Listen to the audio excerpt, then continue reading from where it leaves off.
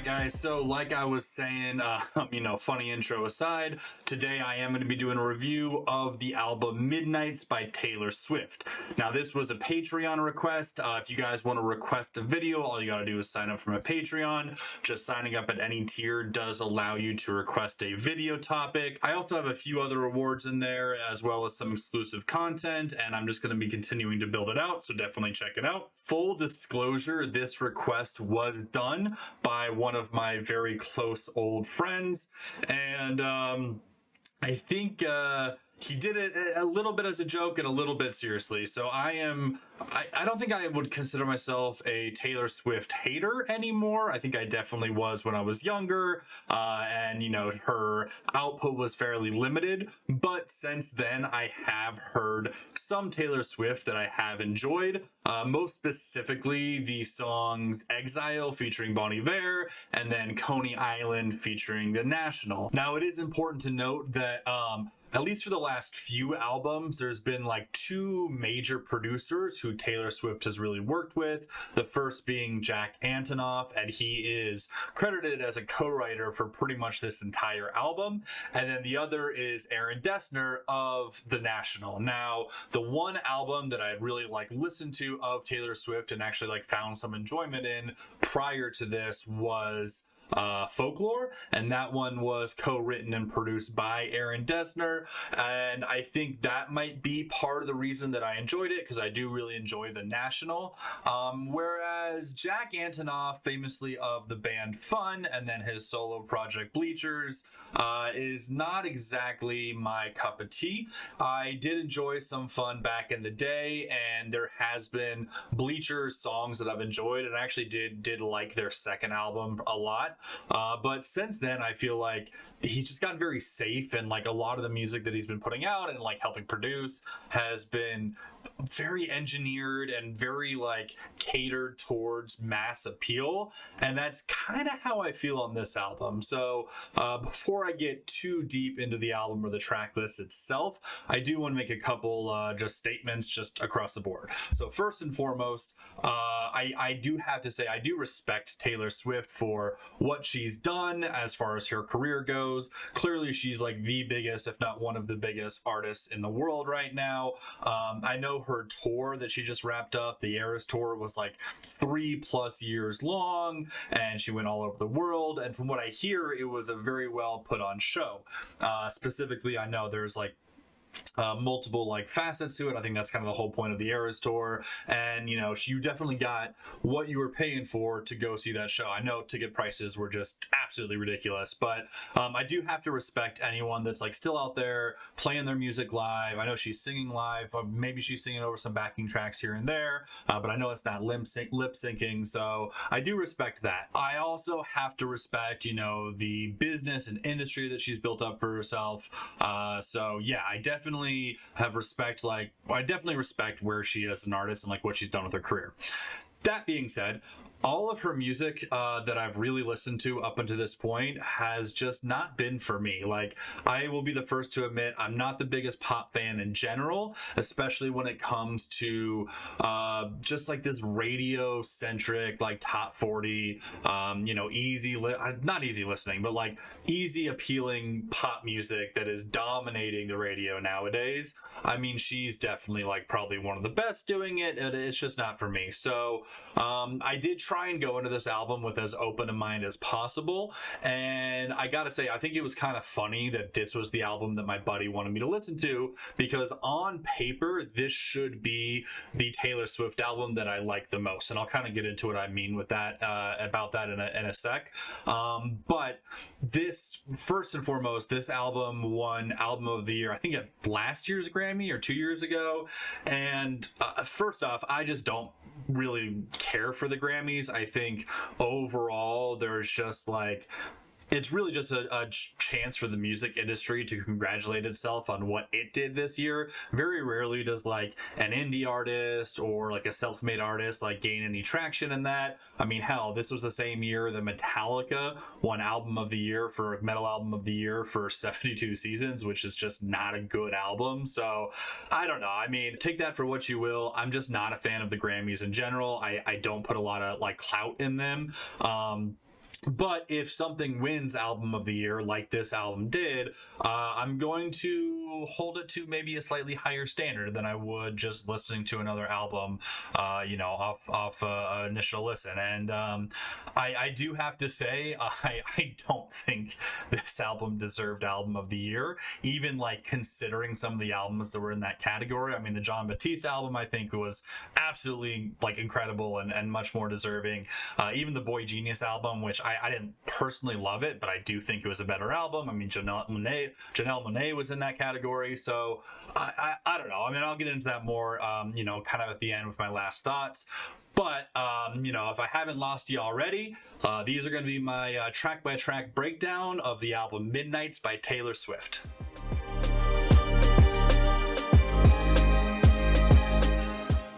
The album opens up with a song called Lavender Haze, and I'm not gonna lie, when I first listened to this album and like first heard this song, I had a bit of an existential crisis because I really had to like reevaluate my entire opinion on Taylor Swift because I actually really like this song. I think it's catchy as hell. I love like the synth pop leaning kind of vibe that it gets into. I think the drums are actually pretty well done here. I like the layered vocals that Taylor kind of does. The chorus is catchy as hell. And literally like by the end of this song, I was like, all right, maybe we'll see. Maybe I will come out of this having a much different opinion of Taylor Swift than I had going in. Like this song set the bar pretty high for me, and I went in with a fairly renewed sense of optimism into the next song. But that next song is Maroon. And Maroon has so it starts off with just like this super basic, like generic 808 drum beat that is probably one of the least interesting things I've ever listened to. It definitely brought me back down from whatever cloud nine I was floating on after Lavender Haze. And yeah, I mean, this whole song, it feels like a bad Lorde cover, and I don't even like Lorde that much at the beginning. Obviously, I know they're close friends, and I think there's an argument to be made that most like modern female pop stars are kind of like doing a lot of the same stuff and have a lot of the like similar sounds in their music. So what came first, the chicken or the egg? But yeah, this song just is about as boring as I think a song has ever been for me. Her vocals are okay. The chorus is slightly catchy. But the biggest thing for this song, and I think like one of the biggest shocks for me on this album, was just like her immediate and blatant use of the F word. Like I was not expecting that. And it's funny is after I listened to this song, I like looked at the track list on Spotify and saw how many songs had like that little E for like explicit content logo on it. And I gotta say, I was not expecting that. But especially on this song, like it feels a little forced. Like it feels very much like she's trying to be edgy or get rid of this good girl persona that I guess she thinks she has. And I feel like that's like a theme for a lot of this album. I mean, from what I was reading just off like a few of the reviews and some information about the album, it's like a concept album about like sleepless nights, and like it's very introspective and looking back on her past and like her public image and her insecurities, and then like coming to terms with who she is. And I, to be honest, like I haven't listened to a lot of Taylor Swift leading up to this point, so I don't know if this is the first time she's done this. But like in my mind, she'll always be like love story and God, was to shake it off. Like that's just what I envisioned Taylor Swift. So it was a little jarring, but like by the third listen, I'd kind of gotten used to it. But it's funny how your preconceived notions can be shattered like pretty instantly by a new experience. And so I'll give her credit for that, because it came out of left field for me. I was definitely not expecting it, but I don't know. It feels a little forced. And overall, this song is just like a fairly bland, like sort of synthy pop ballad that just does nothing for me.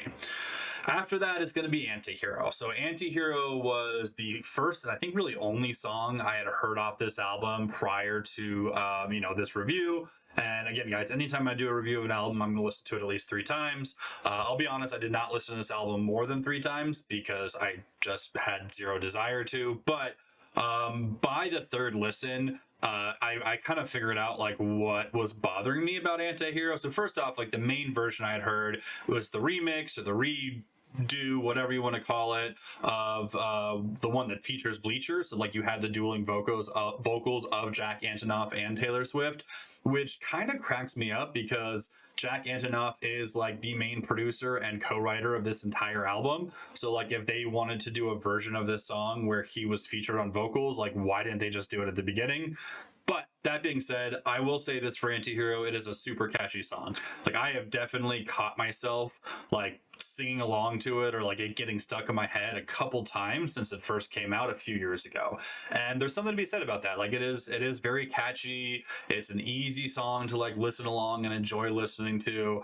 But I wish that like they had leaned a little bit harder into the kind of 80s synthwave vibe that you definitely get on this song. Like this whole album is sort of undercoated in like a synth pop, synthwave, dream pop sort of direction, but it never fully commits. And I think this song in particular is like the most obvious example of that, where they're just like almost getting there. They're almost to something that I would be like very interested in listening to, but it's just not quite there for me. So I don't know. But again, it's a very catchy song. I'm not going to deny that. I see why I got a lot of radio play. I want something a little bit more from it to like make it slightly more interesting. I mean, again, the synthwave vibe and like the catchy drum beat, it's better than a lot of like other tracks I feel like on this album, but it's not quite what I'm looking for. I don't know.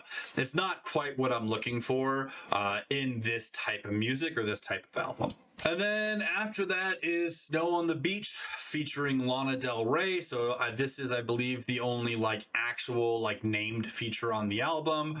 And it may as well just be a Taylor Swift song because I don't even really hear Lana Del Rey. I mean, there's some vocal harmonization going on. It's a very slow, like dreamy ballad.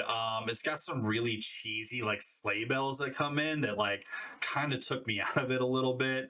And if I thought the cursing and the F words on the second song felt forced, oh my god, do they just feel so cringy on this song. Like it's got such a like 13-year-old girl in her bedroom like cursing for the first time and listening to see if like her parents are coming by so they don't overhear her kind of vibe. And again, that's my own like preconceived like ideas of Taylor Swift, is like it's just preteen girl music. And obviously she's a woman in her 30s now, and she's more than enough at liberty to do this type of music and to be edgier and to say what she wants to say.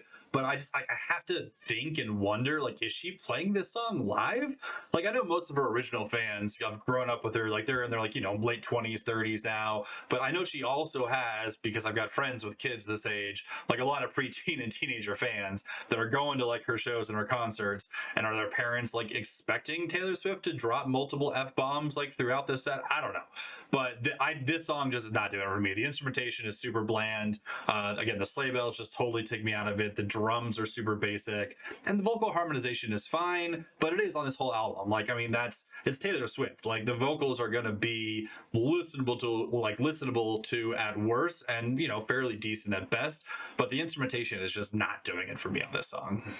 And then it's You're on Your Own, Kid, which this to me honestly just feels like what I envision Taylor Swift sounds like. I mean, this song could have come off of whatever album Love Story was on, and I would not bat an eye. I'd be like, yep, it's just an angsty, you know, teenage girl singing about, you know, nobody understands them while they're crying in their bedroom. Like, I don't know. It's not a good song, I don't think. I mean, it's a fine song, but there's other songs on this album that I didn't even think were that good that I think are better than this. I don't know. I mean, the drums on this album, at least especially on this song, but like this whole album just feel very produced, very basic. There's like no interesting parts to any of the like rhythm section. You know, even when like they're going like sort of hip hop coded and like the beat's a little bit heavier, it's still very basic. The guitar on this song is just like your straight up pop ballad guitar that's like sort of just in the background. It doesn't really like take the forefront, which is fair because, Taylor Swift is a singer. She's not necessarily a guitar player, despite what a lot of magazines would like to present her as. I mean, she plays guitar, and I'm sure she plays it fairly well. But especially on this song is when I stopped and kind of looked at the personnel for this album, and I was a little shocked and kind of disappointed to learn that Taylor Swift is only credited for the vocal performance on this album, which means she didn't actually play any of the instruments on this album, which is kind of disappointing. I mean, especially if you are regarded as a talented multi-instrumentalist musician, why are you not playing it on your own album? And I don't know, it just that kind of irks me the wrong way. But then I listen to a song like this and it kind of makes sense, where it's all right, it feels like very basic Jack Antonoff production, and the vocals are supposed to be the front and center, what's shining on the album. I just don't think any of the vocal performance are necessarily strong enough to stand on their own. After that, though, is going to be Midnight Rain. And I'm not going to lie, after the previous song, You're on Your Own, Kid, this was kind of a breath of fresh air. I mean, it starts off with this really interesting sort of 90s R&B vocoder melody that's acts as sort of a hook at the beginning of the song, but then it gets into more of a straight up 90s R&B, early 2000s R&B leaning track. And it's not exactly what I would come to expect from Taylor Swift, and there's plenty of musicians out there that have done this type of song significantly better, but it did feel different enough from what I've heard on the album so far that it was interesting, and it kept me kind of intrigued. And it's it's fairly catchy, I'll give her that. The instrumentation again is pretty bland and uninspiring, but again, it's very clear to me at this point that the instrumentation and instrumentals is not the focus of this album. So yeah, I was pleasantly surprised by this one, and I think it was definitely an interesting addition to the track list. But then we get into Question, and Question might just be the safest song on the entire album. It's a very kind of bland, basic synth lead. The drums again are super minimalist and just uninspired. The vocals are fine, they're catchy, but all the songs are catchy. And it's at this point in the album that I think anybody that's listening through this, whether it be an actual Taylor Swift fan, a professional music critic, or a amateur wannabe music critic like myself, that you kind of know if you like this album or not by this point, or if you actually enjoy Taylor Swift's music, because you can objectively think that she's talented and not actually enjoy listening to her music. And that's where I've been for a long time, and this clearly is not the album that's going to change that for me. But this song in particular, Question, it's when something kind of clicked with me, and it's something that I realized probably early on, but I didn't fully actualize, where I think the intention with this album was very much to write, record, produce, and put out the most universally appealing album they could possibly think of. Between Jack Antonoff and Taylor Swift, I just imagine them sitting down as all right, what can we write and put out that will literally appeal to as many people as possible? And I think they probably accomplished that. The problem is, I think they did that while, at the sake of actually taking some risks and creating something truly interesting. It's not bad by any means, but there's also nothing about this song or the album, I know I've said this a handful of times now, that's pushing the envelope or actually trying to do something unique and creative, which then gets into the next song of Vigilante Shit. I'm sorry, but Taylor, you are not this person. Maybe you are, I don't know. This seems like such a weird energy and vibe coming off of the most popular musician in the world for teenager and preteen white girls. And there's lots of other fans of her music out there, and I'm not trying to typecast her entire fan base, because I know that there's so many different people out there that do really love her music and love her as a performer and everything like that. But this song just comes off so fake. I'm sorry. It's such a basic hip hop beat. She's doing this weird kind of singing, kind of sing rapping thing. I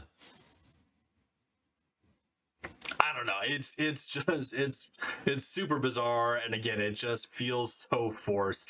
I will say this though, just like from an objective standpoint, at like halfway through the song, there's like the synth kind of comes in and it like wobbles a little bit. It gets a little interesting, which is different than like what I'd experienced up until this point.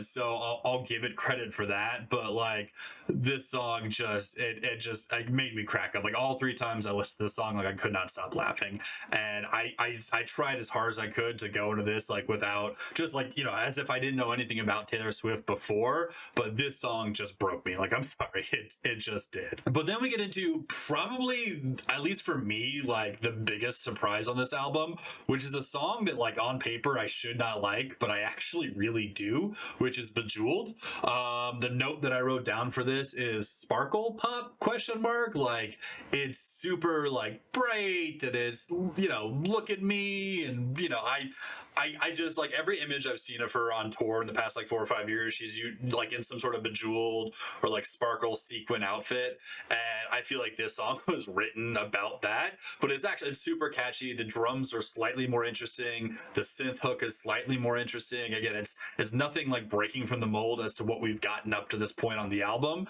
But like I'm not gonna lie, I found myself bobbing along to this one a little bit, and I was surprised at myself for sure. So you know what? That's two songs so far on this album that I like genuinely enjoyed listening to, and that's more than I honestly thought I was going to. So credit where credit is due, because I was not expecting that, especially on a song called Bejeweled.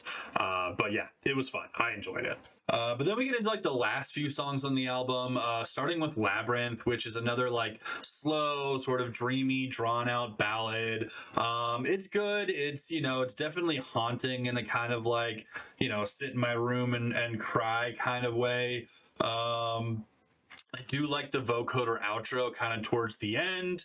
It's not a bad song, but it's after being pleasantly surprised on Bejeweled. It's just a very expected turn from like where this album has taken me, and I'm just like at this point, like I'm not checked out, because I was doing my best to give this like an honest, like fair listen, but I just got so bored with this song. I'm like, all right, it's like let's move on to the next one. So on that note, we get into Karma, which is again undeniably a catchy song. Like I'm not gonna sit here and say it's not. I see where the appeal is. I see why people like it. It might be like the most egregious example of the like Western misuse of the term karma in like pop culture, but that being said, she leans hard into the concept, and yeah, it's a fun song. Again, nothing super interesting about it. The beat is still just like very engineered, produced, basic, which is not unique to like her or even this album. It's why I don't love a lot of modern pop music. It's why I don't love a lot of modern hip hop music. I feels like I've heard it before. But it's a catchy song for sure. And I mean, most of these songs are catchy songs. I think the one thing that Taylor Swift and Jack Antonoff really know how to do is write a catchy song. And then we get into the last two songs. So the second to last song is Sweet Nothing. And this is the last song I found myself actually really enjoying on this album. So I really like the melody here. It's got kind of like an indie pop lean towards it, which is like some of what I really did find myself enjoying when I listened to Folklore, and even like some of the stuff on Evermore. But it's very slow. It feels like a good fitting end to the album, because it's kind of bringing everything down. The lyrics get a little bit more introspective, and it definitely feels like you're kind of wrapping things up. The subtle piano and like the lingering kind of like synth lead in the background, I think mix really, really well. But then we get into Mastermind, and I feel like they should have ended, or she should have ended on Sweet Nothing. I feel like that would have been a good closer to an album. But then Mastermind, it just, for whatever reason, gets right back into the same stuff that we've gotten up to this point, which is boring drums, basic synth leads, and mediocre vocal harmonization. Like it's just, I don't know. I don't get it, and that's okay. Again, music is subjective. I don't think I'm the target audience for Taylor Swift or most, Taylor Swift songs. I think most Taylor Swift fans will probably agree. Not that they're ever going to watch the rest of my videos after this, but if they went back and did and see the type of music that I do genuinely enjoy, it's pretty far from Taylor Swift. But yeah, so that's it, guys.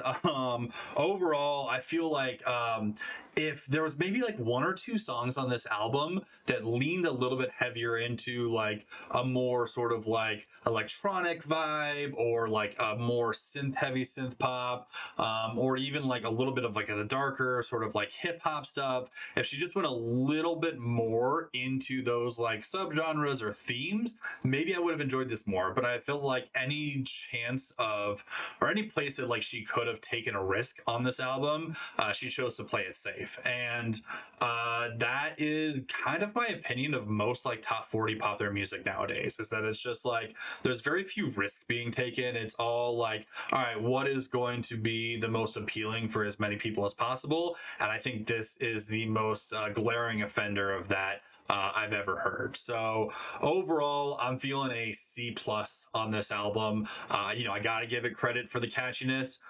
Is it something that I'm gonna listen to again? Probably not. But hey, it was a fun, it was a fun experience of like trying to listen to an artist and listen to an album that I had, a certain feeling or vibe about, and do my damnedest to put that aside and just pay attention to the music. Unfortunately, in this situation, I just wasn't all that impressed. So that's going to be it for me, guys. Thank you so much for watching. Please like, subscribe, give a comment if you think I'm an absolute idiot. I'm sure the one or two Swifties that may watch this are going to let me have it. But if, my YouTube viewer demographics tell me anything, there's probably not many that are going to. So as always, I'll talk to y'all later. Peace.